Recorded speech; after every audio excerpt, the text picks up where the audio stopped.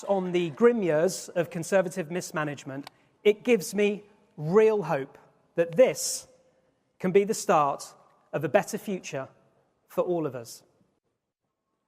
Thank you. And now I'd like to hand over to Daniel, who's going to tell us his story about why we need a Labour government.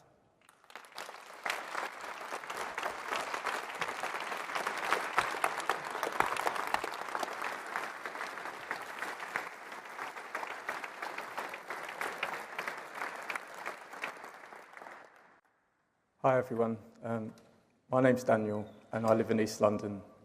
I'm here today to give you an insight of what it's like living in my current living situation. Together with my partner, we have 2 children. A boy is 13, going on 30, and a beautiful 7-year-old girl. We live together in a 1-bed flat, which is pretty much a bedsit. To say we find it difficult is an understatement. Without discussing the multiple health conditions that we all suffer, just the relationships, us as parents, husband and wife, brother and sister, all severely strained because we're all pretty much living on top of each other. You know, we have no space for ourselves, no space to think, and particularly for my children, it's a really big struggle. At school, my kids try to concentrate, but how can they? They haven't even got their own space. They can't get a good night's sleep. Having their own rooms is pretty much a pipe dream for us at the moment. And they don't even get to have their own beds.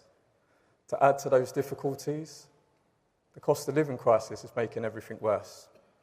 For all the bills going up, our food bill has doubled, the rent increase is ridiculous and overwhelming. I'm someone who I feel I've done all the right things.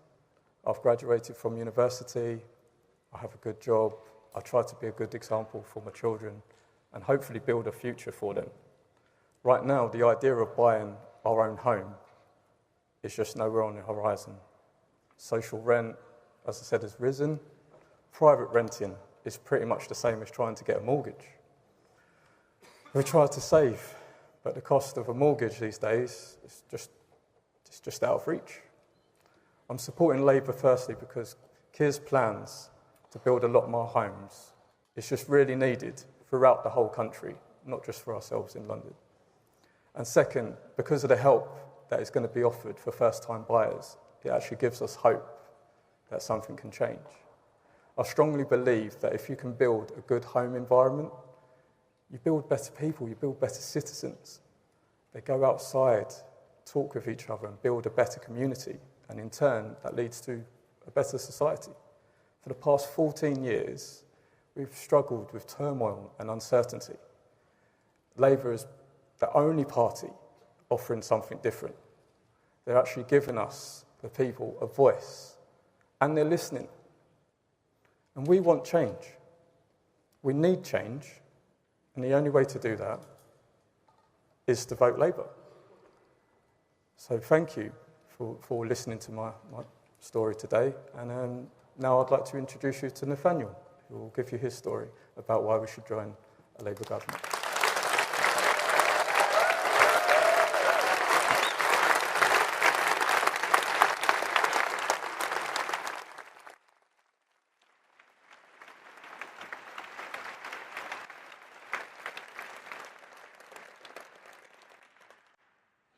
My name is Nathaniel Dye, and I am a 38-year-old music teacher.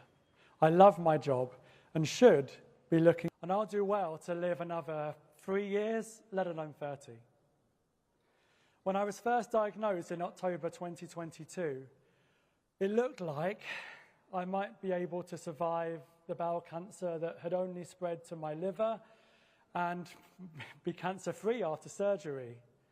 But when further spread was discovered in my lungs and lymph nodes in my neck, my prognosis worsened. And no matter how much grueling treatment I volunteered to put myself through, one thing is certain: this cancer will kill me, and it will grow back, and one day, too soon, end my life. There's nothing I can do about it now, but I can't stop wondering what might have been. because I spent over 100 days waiting for cancer treatment when the government's target is 62, and there's a chance that if chemotherapy had come sooner, my cancer might not have spread. It's no one person's fault that scans and appointments took so long to come through, and I'm going to have to say so many wonderful people in the NHS have worked tirelessly to care for me as they do for everyone at their time of greatest need. But it's clear that the system has badly let me down. I represent the human cost of an NHS neglected over the past 14 years, and I invite anyone who stands by that dismal record in government to look me in the eye and say that it was good enough. We all deserve so much more. And I see Labour's policy to deliver 40,000 more appointments a week to clear the NHS backlog and cut waiting times as a real, tangible plan to give people the treatment they need before it's too late. Why should I bother to speak up now? After all, it is too late for me. But it's not too late to call for change, to support those who would improve the NHS so that others in my unfortunate position might live to grow old, even though I won't, because I won't. If I've learned anything from my sorry experience, it's that time is of the essence. And I know that Wes Streeting, a cancer survivor himself, will give everything to get our NHS back up to speed.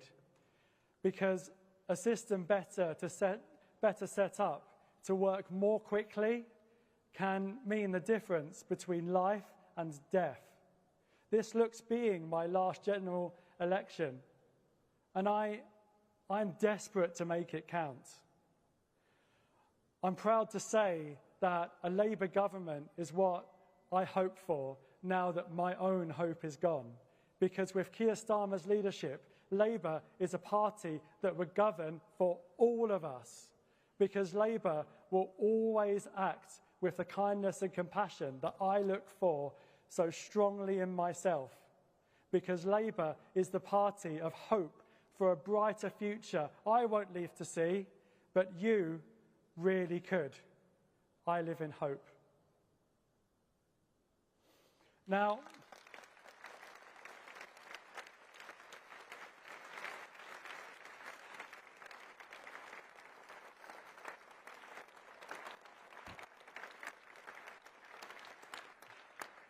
I would like to introduce Holly, who will tell us her story about being a first-time voter.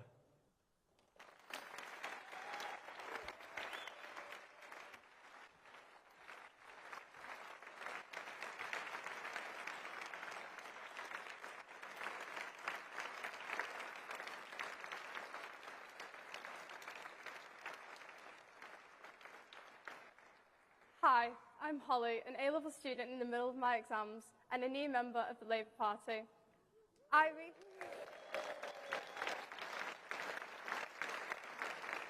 recently turned 18, so this election was the first time I get to have my vote in the election, and I'm excited to vote for Labour on July 4th. Politics is something I think affects every aspect of our lives, and this election will determine our lives more than ever before. With the COVID pandemic, it feels as if young people have often been forgotten and left behind, especially when we lost years of schooling and social interaction, which arguably caused long-lasting effects, such as the A-level algorithm affecting what universities we could attend. At the same time, they had Downing Street parties, something that was hard for many to learn, but especially for a generation that sacrificed so much of our youth. For me and many young people, Keir Starmer's Labour Party symbolises a better future and greater equality and prosperity for all of us. For me particularly, Labour symbolises gender equality, something I firmly believe in, and the women at the heart of the Labour Party give me and the next generation something to look towards and represent the progress society is making. Wouldn't it be great to see Rachel Reeves as the first female Chancellor?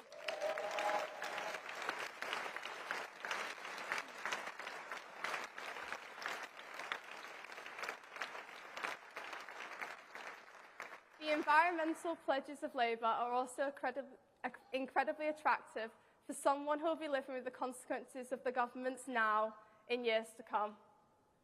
Labour is the party for young people, giving us more expert teachers so we are prepared for life, work and the future, and giving us the potential to buy our own homes when we are older.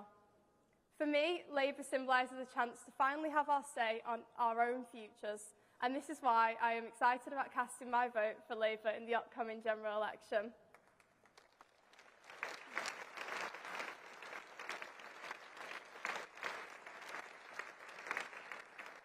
Before we hear from the leader of the Labour Party, Keir Starmer, I'm going to hand over to a video showing what he's been up to in the last few weeks.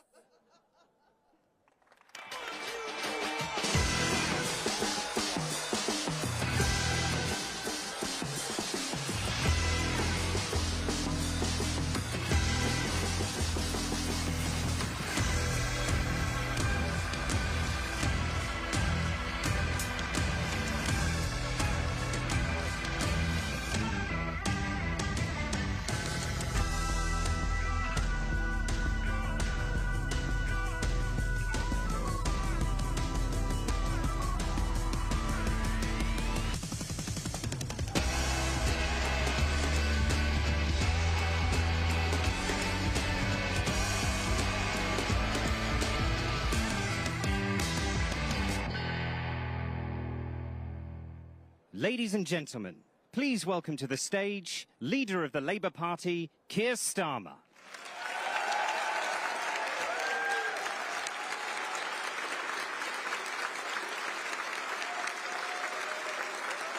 Thank you. Thank you very much. Thank you.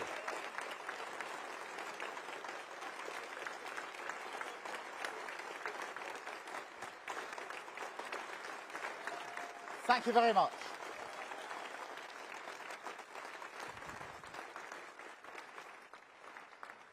Thank you, Ange, for your introduction, for everything that you're doing. I think I'm taking your bus this afternoon. Thank you, Richard, for your words. Thank you, Daniel, for reminding us why we're doing what we're doing. Nathaniel, I've heard your story before, but every single time it gets to me, and I'm sure gets to every single person that listens to what you say. And I'm humbled by your determination to make sure that things are better for those in the next generation. And Holly, that was fantastic. That was really, Holly is 18 years old. Anybody who stood on a stage like this knows how hard it is for all of us to stand up here. That's the first time Holly's done anything like this in her life. Fantastic, Holly.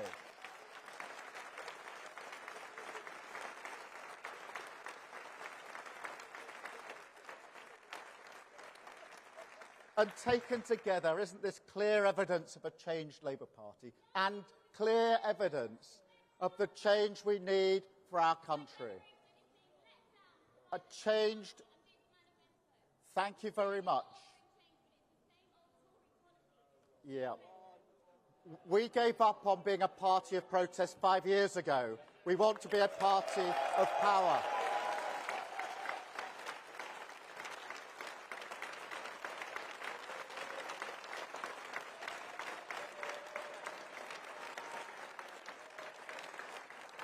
And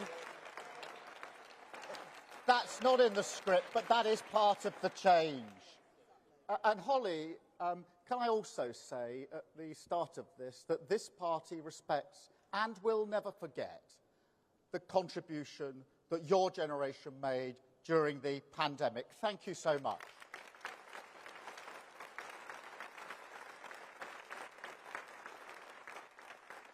And thank you all for coming to Manchester. Thank you all for the hard work that's gone into this campaign so far, into this project. 4.5 years of work, changing our party to put it back in the service of working people. And now, the next step, the most important step, changing Britain, rebuilding our country, so that it too serve the interests of working people. And what a place to launch our plan to do so. The home of the Cooperative Group, an organisation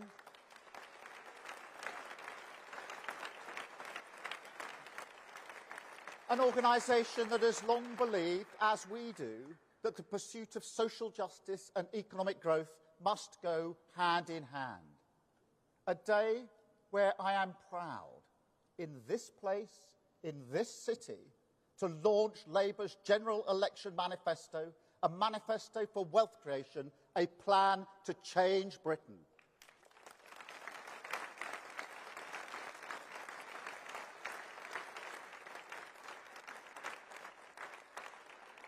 Because today we can turn the page. Today we can lay a new foundation of stability. And on that foundation we can start to rebuild Britain. A Britain renewed by an old argument that we serve working people as their ambition drives our country forward.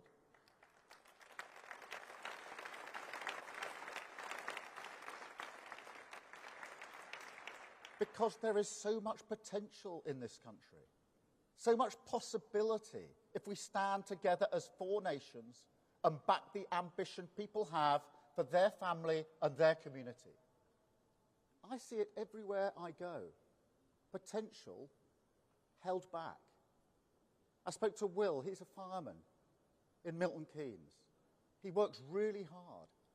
What he wants, his dream, is to own his own home. A roof over his head that he can call his own. As well as a firefighter, he's got 2 other jobs, but he can't afford a mortgage. His dream will not be realised. It's the price he's paying. I went to Aldhay Hospital, not far from here. It is a brilliant children's hospital, absolutely brilliant. And the day I went to the ward where they were doing operations on 0 to 2-year-old children, heart operations. It's incredible to just see what they do, the courage of the individuals in there. Heart surgery, the brilliance of the NHS staff. I found that totally humbling, completely uplifting, until I found out that at Aldhay Hospital, the commonest cause for admissions for operations for 6 to 10-year-olds is children going there to have their teeth taken out because they are decaying. That is the price that they are paying. So just imagine if instead a Labour government gives Will and Daniel the affordable homes that they need. Imagine if instead a Labour government tackles the rot of tooth decay.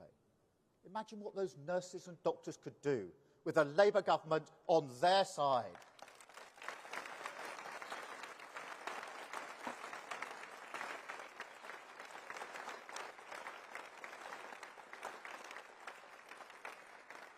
Now, don't get me wrong, these challenges don't disappear overnight if Labour wins. We don't have a magic wand. But what we do have, what this manifesto represents, is a credible long-term plan, a plan built on stable foundations with clear first steps. Tough spending rules that will keep taxes and inflation low. NHS waiting times cut, with 40,000 extra appointments every week. A border security command to smash the criminal smuggling gangs. Great British Energy to cut bills in your home for good. More police in your town, cracking down on antisocial behaviour. And 6,500 new teachers in your school, giving your children the start in life that they deserve.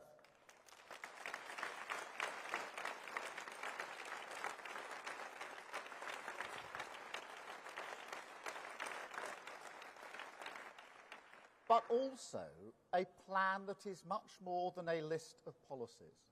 A plan for change, for growth, for giving our children their future back. A chance to refocus politics on the things that matter to your family.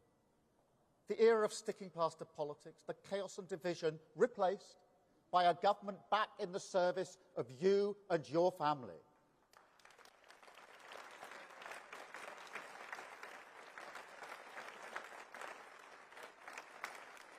And make no mistake, that is the cause of this changed Labour Party.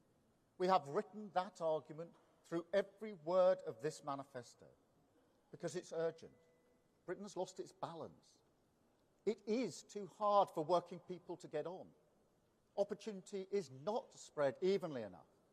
And too many communities are not just locked out of the wealth that we create, they're disregarded as sources of dynamism in the first place, ignored by the toxic idea that economic growth is something the few hand down to the many.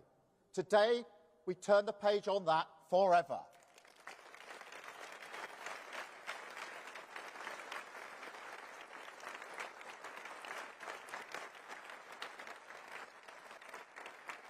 Because that idea is part of the story of the past 14 years, part of everything they put you through.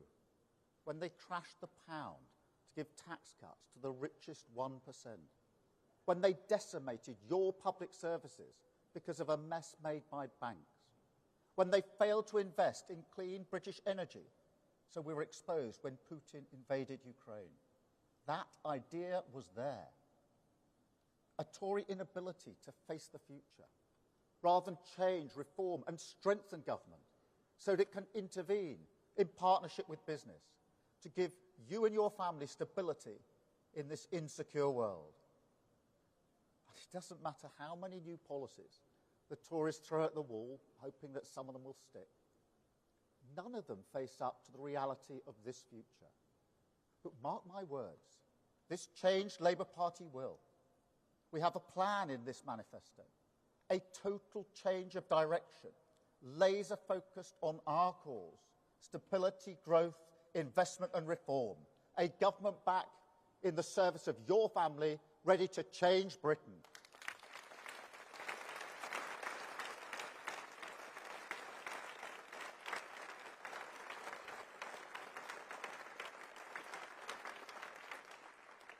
We will restore the foundations of good government, national security, border security, economic security. We will make new choices to reform our economy and public services. Hard choices, choices ducked for years. These choices will be fully funded and fully costed. That is non-negotiable. You cannot play fast and loose with the public finances. We've lived through the damage that this does. That government we have now played fast and loose with the finances, and working people paid the price. Just after Liz Truss's mini-budget, I went to Wolverhampton a week or so afterwards, and I met there a couple. They had a 3-year-old child. They decided they want a second child. They'd chosen a new home that was big enough to accommodate their new family. They got a mortgage offer that they could afford. Liz Truss crashed the economy. Their mortgage offer went through the roof. They couldn't afford it. They pulled out. They couldn't move to their new home. They felt they were held back. But they also took the decision that they could no longer afford to have a second child. And they will live with that for the rest of their lives. That's the price that they're paying. So I make no apologies for being careful with working people's money, and no apologies for ruling out tax rises on working people. And this isn't just the election. Don't think it's just politics. This is an issue of conviction. I don't believe it's fair to raise taxes on working people when they're already paying this much, particularly in a cost of living crisis. So let me spell it out. We will not raise income tax. We will not raise national insurance. We will not raise VAT. That is a manifesto commitment.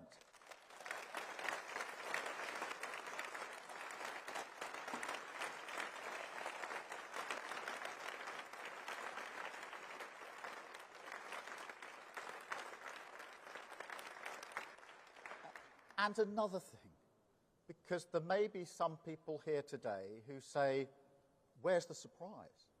Where's the rabbit out of the hat?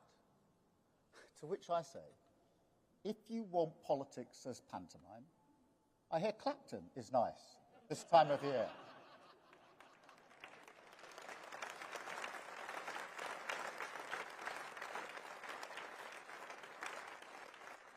But seriously, we have to come to terms with this. Britain needs stability, not more chaos. I set out our long-term plan in this room 18 months ago. And that plan stands because it's the right plan. We did the work properly. Our responsibility to give a clear direction to businesses, communities, everyone invested in Britain's future. We took that seriously. So yes, those 5 national missions, higher growth, safer streets, cleaner energy, more opportunity, the NHS back on its feet, they remain at the core of this manifesto. But if they are to offer hope and clarity through these times, if they are to show, despite the hard road, the light at the certain destination, then we must keep to that road, no matter the short-term ebbs and flows of politics, even in a campaign. That's what mission-driven government means. A chance to stop us bobbing along until the next crisis blows us off course, and instead make sure we can keep going through the storm. Stability over chaos, long-term over short-term, an end to the desperate era of gestures and gimmicks, and a return to the serious business of rebuilding our country.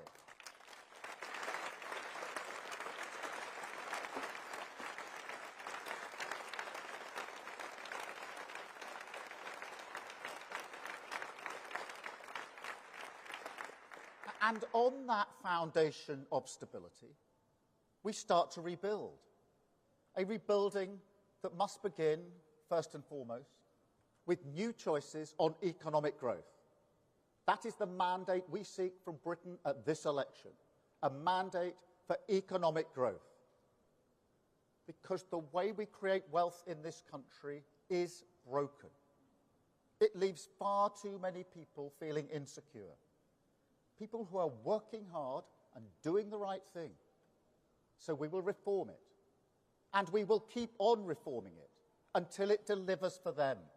Wealth creation is our #1 priority. Growth is our core business, the only route to improving the prosperity of our country and the living standards of working people. And that's why we made it our first national mission in government. But we must change our approach so it comes from every community, not just shared with every community. Redistribution can't be a one-word plan for our poorest towns and regions. No, we need to give them the tools they need, back their pride and potential, growth for every community, growth from every community.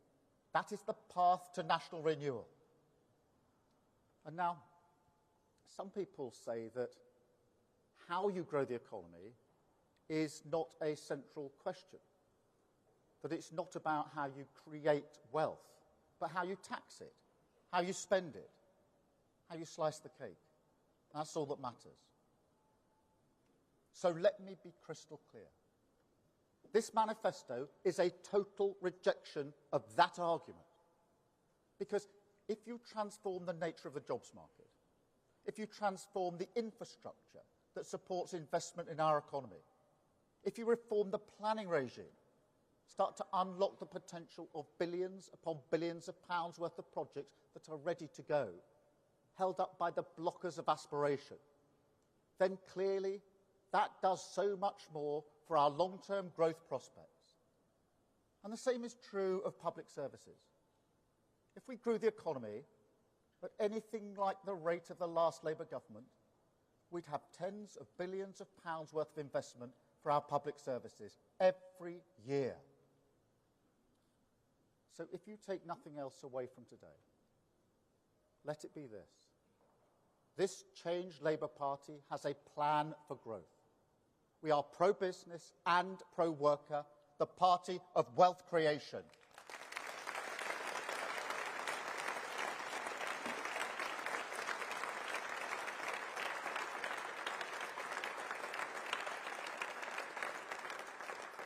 We will reform the planning rules, a choice ignored for 14 years, and build the homes and infrastructure you need. We will level up your rights at work, a choice ignored for 14 years, and raise your wages and your security. We will create a new industrial strategy, a choice ignored for 14 years, and we will back it with a national wealth fund, invest in clean steel, new ports, gigafactories, and we will create 650,000 new jobs for communities like yours. Relight the fires of renewal across all 4 of our great nations.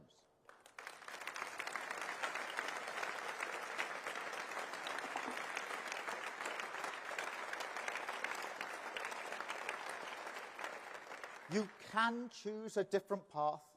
You have the power.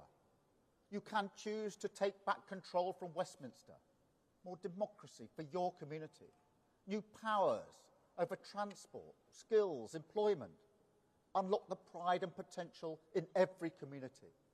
That is a different choice you can make.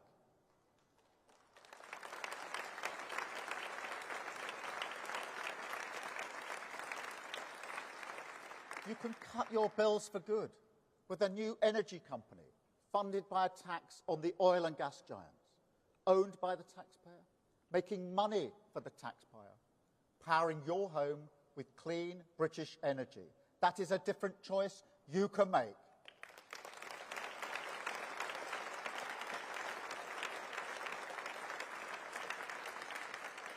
And you can choose to get our NHS back on its feet, end the 8 a.m. scramble, back our NHS staff, get the best technology in their hands, slash waiting lists in your hospital, funded by taking on the non-doms and tax avoiders.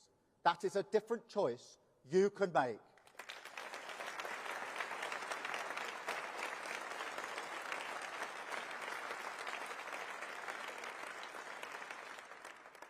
And I'll tell you another choice you can make. You can choose to live in a country that believes in and backs its young people, the future of our country.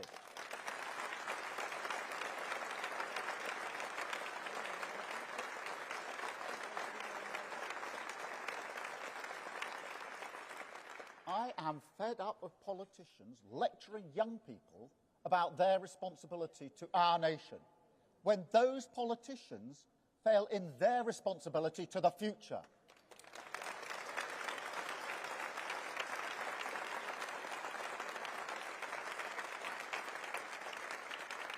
And after what young people did during the pandemic, what they gave up for people, let's be blunt, more at risk than them, that adds insult to injury.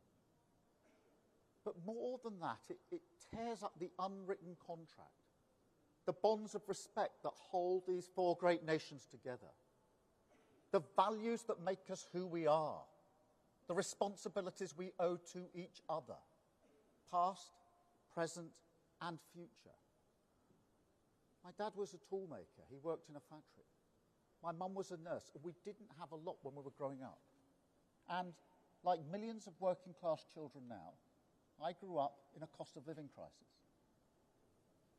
I know what it feels like to be embarrassed to bring your mates home because the carpet is threadbare and the window's cracked.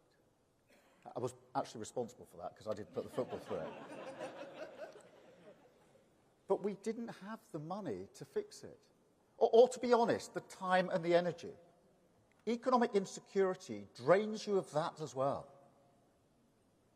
But look, what always comforted my parents was the idea that in the end, Britain would give their children a fair chance. The old saying, the story we still tell our children, work hard and you can achieve anything. That meant something. My parents believed in that. But the question now, after 14 years, is do we? Do kids like those in Somerstown, a very poor part of my constituency, one of the poorest parts of Europe, do they look out of their window to the glittering success of London, 300 yards and another world away, and believe that success could belong to them? Do parents here in Manchester, or in Glasgow, Cardiff, Plymouth, Sunderland, Sussex, Stoke-on-Trent, do they believe, with the certainty that they deserve, that the future will be better for their children? Because in the Britain I want to leave to my children, they do. And we can build it.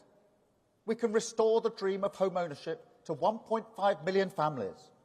We can create 3,000 new nurseries to give them the best start in life. We can roll out a new generation of technical excellence colleges, world-class vocational education, respected by all, grounding young aspiration in the soil of their community. We can guarantee for every young person a job placement or apprenticeship when they're out of work. We can invest in their mental health, their physical health, their dental health. We can reform the curriculum to prepare them for their world. We can create new youth hubs to give them something to do in their community. Raise their wages if they're at work. Give them the power of the vote. Tackle injustice with a new Race Equality Act. And with our mission on clean power, we can lead the way on climate. Finally show our responsibility to their future. A fairer, healthier and more secure Britain at the service of working people, with growth from every community. A Britain ready to restore that promise. The bond that reaches through the generations and says, this country will be better for your children. That is the change on offer on July the 4th.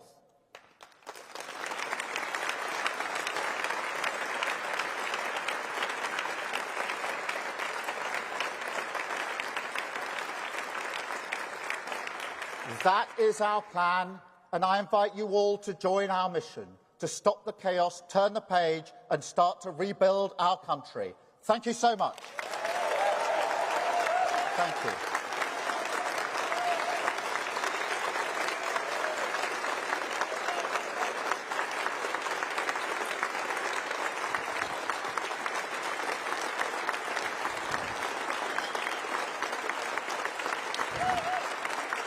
Thank you. Thank you, Helen. Thank you. Thank you very much.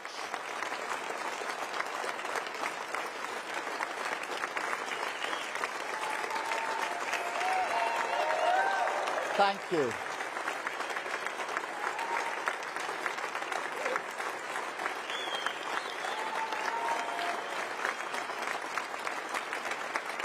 Thank you all very much. Thank you. I'm now going to take a number of questions from the media. And I'm starting with Chris from the BBC. Chris, I can't... There you are. Sorry, Chris, I've got you. Chris. Thank you. Chris Mason, BBC News. Keir Starmer, talk to the voter right now who fears that you might only really say what you're going to do after any victory rather than before. We live in an era, don't we, of a scepticism, a cynicism about politics, perhaps an anti-politics mood. Address those voters, and you know that there are those who will fear that. Thank you. Let me address them directly, because this manifesto is a manifesto for change. A total rejection, Chris, of the cynicism, of the idea that we can't do any better, that we can only hope to flatline, and that we cannot rebuild our country. It is a total rejection of that idea, based on 4 years of hard work, hundreds of engagements with those that will deliver for us, so we can build a future which genuinely will be better for our children. I understand the cynicism. I understand that after 14 years of this, for many people, the hope has been beaten out of them. But this is a manifesto for hope. It is a plan for growth, a plan for change, a plan for wealth creation. I will never accept the defeatism that says we can't do better than this. We can, we will, and with a Labour government, we'll get the opportunity to rebuild our country.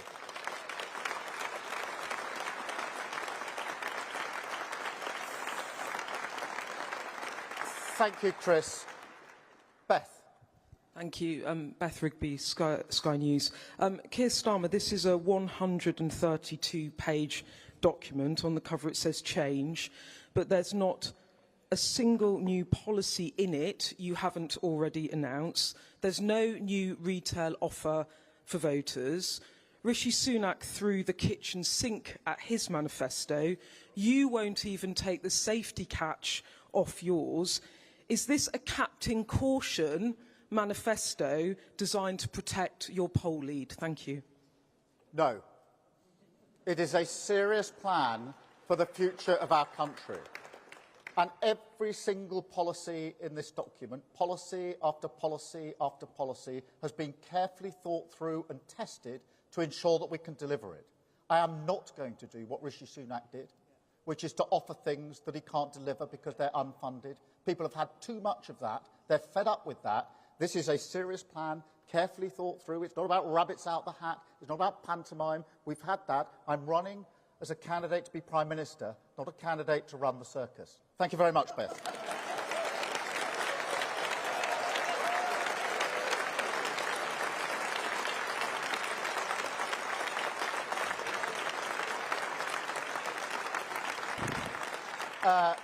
Robert, ITV. Robert. Keir Starmer, you say you want people to trust you, you want to restore stability to the UK, but it is surely the opposite of that to make the bogus claim that you can get growth up sufficiently by next year to prevent significant cuts to public services. How are you going to avoid a return to austerity? We are not going to return to austerity. I ran a public service for 5 years, the Crown Prosecution Service. I lived through austerity. I'm never going to allow a Labour government to do that to our public services. Never.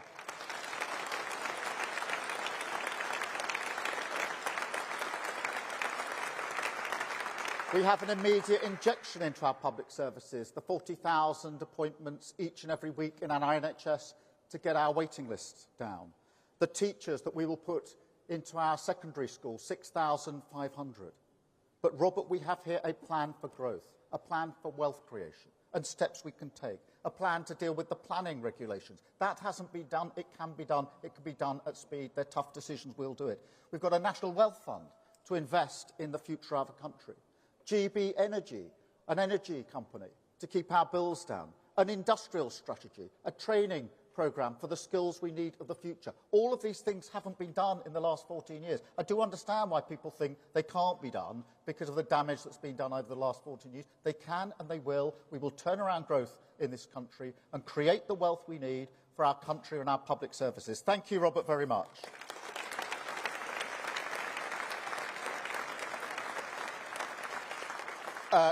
Chris at GB News. Chris Hope, GB News. Keir Starmer, you're so far ahead in the polls. Should we prepare for a one-party socialist state, as the Tories say? And is that a good thing? And also, just quickly, you want to reduce net migration. What on earth does that mean? Is that below 100,000 a year? Look, Chris, let's reject the cynicism of the Tory campaign. All they want to do in a general election is to suppress the vote. I know that not a single vote has been cast in this election. Polls don't predict the future, and every single vote has to be earned. And we will earn it with our plan for growth, our plan for creation of wealth in the future. So that is our plan. And yes, I do want a mandate to be able to put this plan into action. I do want people to vote Labour to give us the mandate that we need. I want people to vote for a Labour candidate in their constituency so that Labour MP can sit on the government benches delivering this manifesto for them and their constituents. Yes, I want that mandate.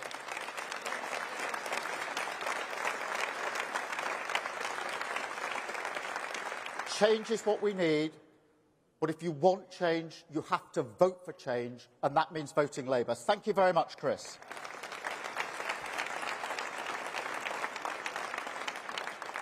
Natasha, LBC. Oh, Chris, I didn't do your second half of the question. I'll come back to it, and I've dealt with Natasha. Hi, Natasha Clark from LBC. It's 3 weeks today until polling day. The Tories are warning of a Labour supermajority. How confident are you feeling right now? Are you feeling like the campaign's going well? And are you worried that maybe a Labour win for you might just be off the back of people voting for you because they hate the Tories so much? Thank you. No. We've had plenty of examples when people don't like the Tories and they're a real mess. but Labour hasn't been in a position to win. That's why we changed the Labour Party, precisely because we know that the Tories will mess it up, but we have to be in a position to win. We only win if we change the Labour Party. When people look away from the government and look at the alternative, they have to see a positive alternative, and that's what they see in the Labour Party. I don't, take anything for granted as we go to the final 3 weeks of this campaign. Yes, we are enjoying the campaign. I won't deny that. We've waited 4.5 years. We've worked for 4.5 years to get to this point, election year, the chance to do what we came into politics to do, which is to change the lives of millions of people for the better with a Labour government. We'll do that with our sleeves rolled up, a serious plan for the future, and take our argument to every single doorstep across the country and ask people to back the case for change, ask people to give us a mandate to change this country for them, their family, their community and our country. Thank you very much. Chris, you did do a double question, but nonetheless, on immigration, we do need to have lower immigration. As you know, immigration is at pretty much the highest on record, bar the number just a few months ago. So this government has lost control of immigration. It's important to look at the reasons for that. And the main driving reason is because they haven't got any skills strategy. We haven't got the skills that we need in this country. And that's why not only is our plan here a plan for growth, it will also deal with immigration, because this government has gone to immigration as their growth lever. I want to go to skills, wealth creation, investing in businesses in this country. Thank you, Chris. That's not an invite to everybody to do 2 questions, by the way. But out of respect for Chris, I did it. Sophie, the Mirror. Sophie Huskisson from the Daily Mirror. Sir Keir, your manifesto says you'll develop an ambitious strategy to reduce child poverty. Do you have a target for how many kids you want to lift out of poverty? Well, we will have a strategy for dealing with poverty, just as the last Labour government did.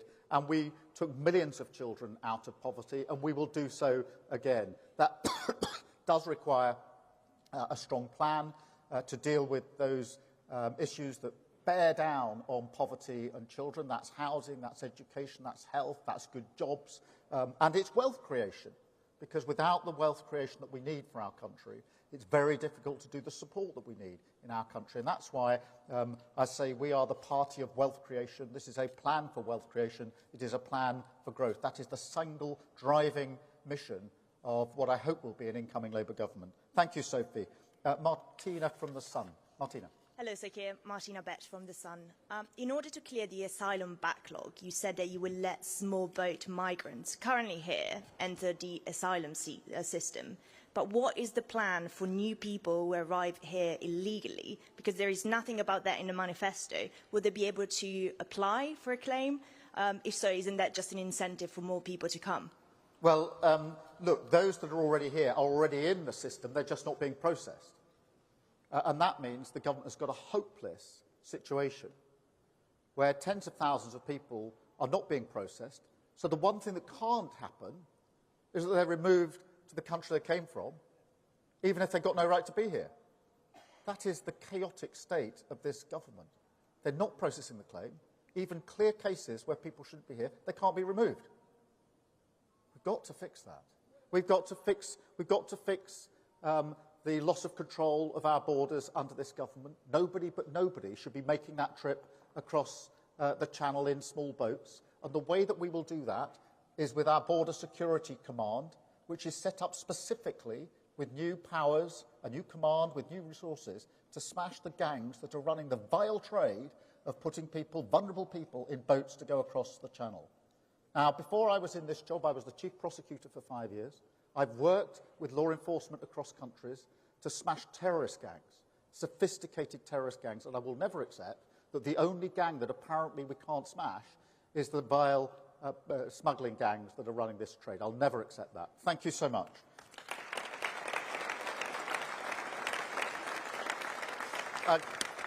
Chris from The Times. Chris Smythe from The Times. You've made it very clear that you're not putting up taxes on working people. You've left other taxes on the table, and you've also said there'll be no return to austerity. You're putting a lot of emphasis on growth, but you know, as you said, there is no magic wand. There is a chance that your growth plans don't happen as quickly as you want. So people want to know, what is your instinct in that situation if the sums don't add up? Is it to borrow more? Is it to cut spending or is it to put up taxes? Chris, this manifesto is a total rejection of that defeatist approach, that the only levers are tax and spend. It's a total rejection of that. It's a plan for growth. I accept there's no magic wand. I accept that you don't get growth without a plan. That's what all the forecasts are based on, that things won't change, can't change, will flatline. That's why we're having this discussion about tax and spend. I'd reject that. That's why this is a plan for growth, a carefully thought through plan for growth. Hundreds and hundreds of conversation engagements with businesses, with communities, with local representatives and leaders about the change that we can bring about. And some of it is obvious stuff, it's common sense stuff. Planning holds up infrastructure all of the time. Years and years are lost in pretty well every infrastructure project. We can't get things done. We can't get things moving. We can't build things, whether that's big projects or the houses that we need.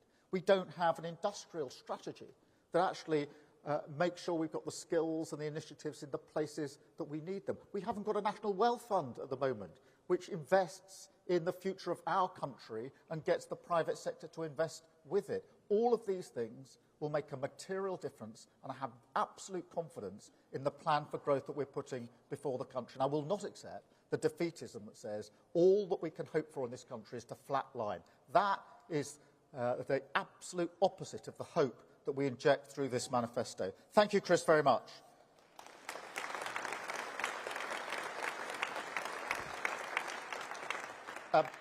Ben, Telegraph. Thank you, Ben Riley-Smith, The Telegraph. Keir Starmer, your rhetoric suggests you want taxes coming down, but this manifesto explicitly has taxes going up, I think in the costings pages by about 7 to 8 billion. So can you just be crystal clear, you're going into the election with a platform of tax rises? The tax rises we've set out in the manifesto were there's no surprises, Ben, this morning, as you will see. You'll have gone through the document quickly. You'll go through it, no doubt, at length later on. There are no taxes, no tax rises that we haven't already announced. Yes, we want to bear down properly on the non-dom tax status and make sure that super rich pay their fair share in this country. Yes, we want the oil and gas companies to pay fair tax on the massive profits that they're making.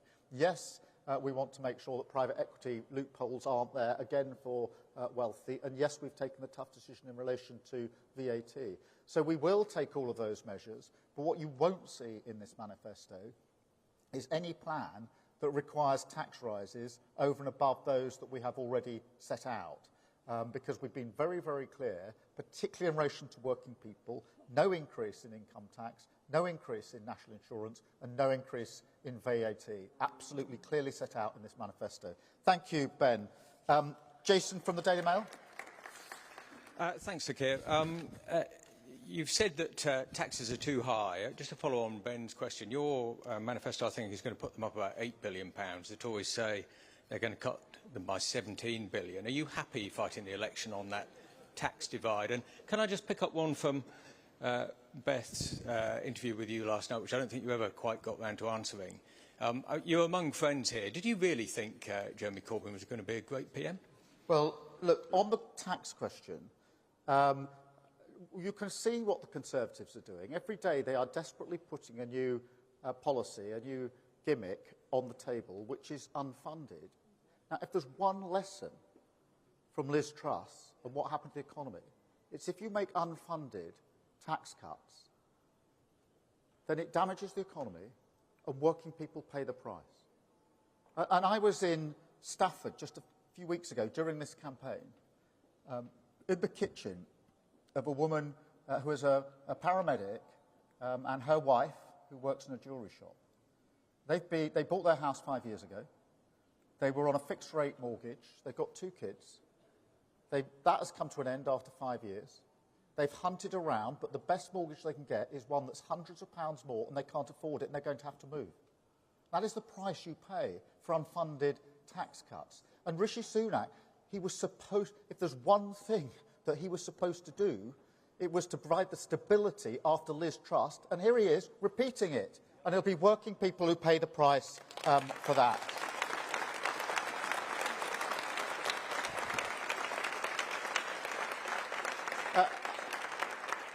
And in relation to Jeremy Corbyn and the last election. I didn't think we would win the last election. I didn't think that we were in a state to win it. That is reinforced by the work that we have now done. We were rejected by the country, and first decision I took was if you get rejected that badly by the country, you don't look at the voter and say, what on earth were you doing? You look at your party and you change it.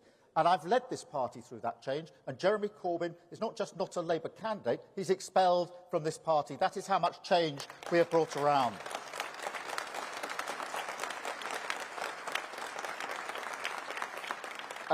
Kitty at the Eye. Thank you. Kitty Donaldson from the Eye newspaper. You're giving the impression of a man in a hurry. Tony Blair made the Bank of England independent in the first week of his landslide. What would Prime Minister Keir Starmer do in the first week of a Labour government? And how long will you give voters before they judge you on your ability to make changes? The first thing I'd do is return politics to service. To serve this country. I came into politics to serve. I had a career in the law before this. My wife rather thinks I should have stayed with it. But I changed. But I changed because I wanted to serve my country. And I think politics in the last 10 to 14 years has become too much about self-entitlement and not enough about service. So the mindset change, if we are able to come into government, on day one, the most important thing will be service, country first, party second. Every decision will be dictated by that. Is it country first, service of the country? And I'll be judged on that service, as I have been in the past. I worked with the police service of Northern Ireland, changing that so that it had the confidence of both communities with others. I worked with the Crown Prosecution Service, a service prosecuting every criminal case in England and Wales to protect the public. And I've changed the Labour Party into a party that, again, is once again in the service of working people. And what we are now seeking is the opportunity to change our country, to put it back in the service of working people. That will be the big change from day one, and everything else hangs off that. Country first, party second. Thank you, Kitty, very much.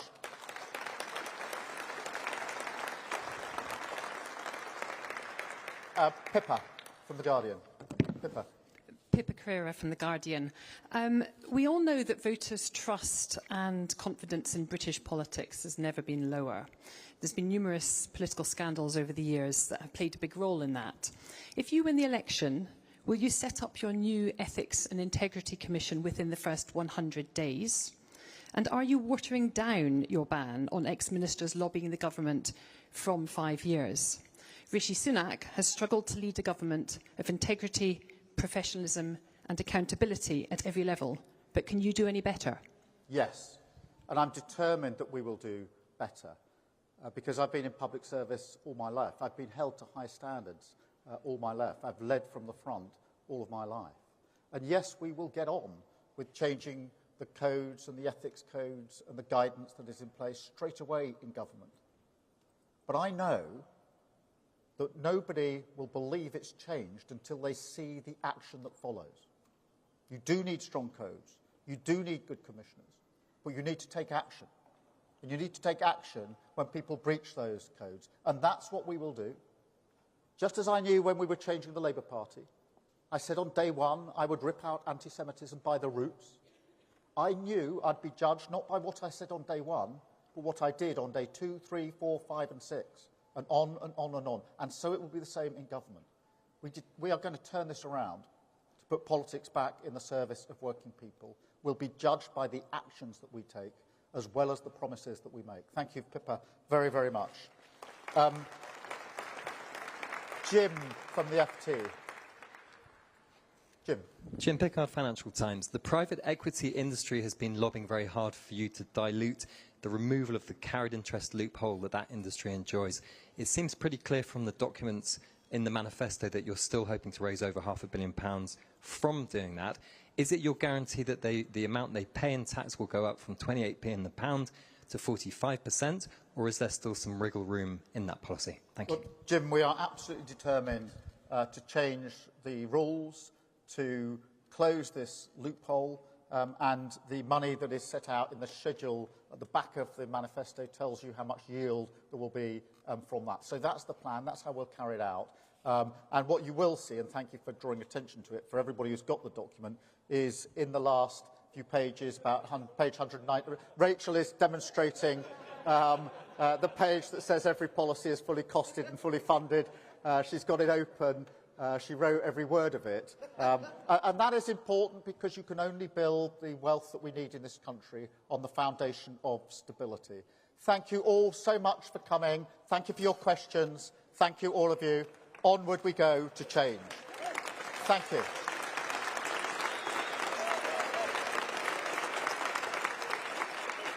Thank you. Thank you very much.